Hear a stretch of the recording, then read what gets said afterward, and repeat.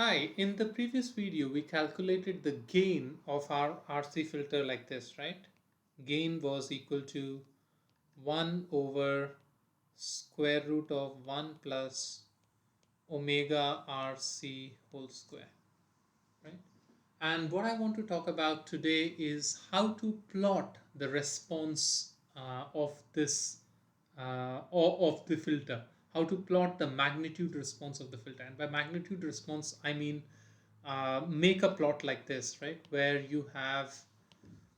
uh, you have omega on the x-axis and you have the absolute value of the gain on the y-axis. How do you plot this kind of a curve? And to do that, what we want to do is we want to look at one particular key frequency. And that key frequency is the frequency when omega RC whole square becomes equal to 1. Okay, so so this is the value where this term and this term become equal. Okay, so let's take a look at that. So what frequency would that be?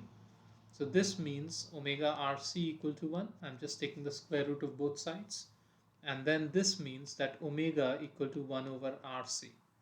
And if you don't want to write it in angular terms but want to write the linear frequency, then you can also write it as F equal to 1 over 2 pi RC.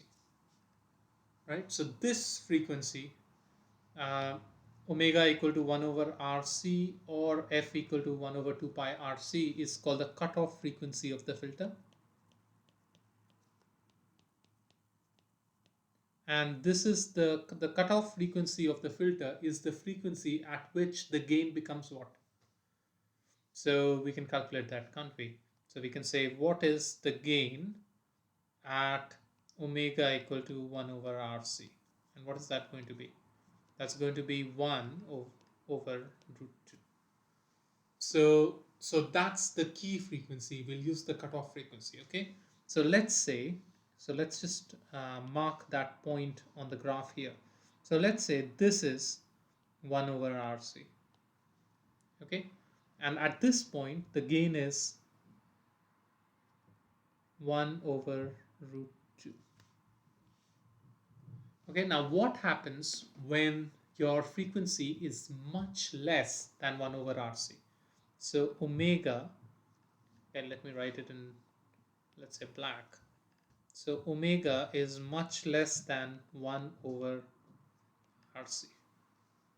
Now, in this situation, what is going to happen is omega RC is much less than 1, right? And if this is much less than 1, if omega RC is much less than 1, then you can ignore this term here. And the gain becomes almost equal to 1, right? So at a very, very small frequency, or let me just write it. So gain becomes almost equal to 1. So at a very, very small frequency, my gain is 1. Okay. Now what happens when my frequency is much greater than 1 over RC? In that case, omega RC is much greater than 1.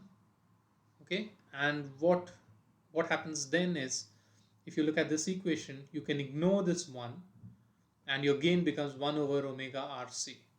So your gain becomes 1 over omega RC.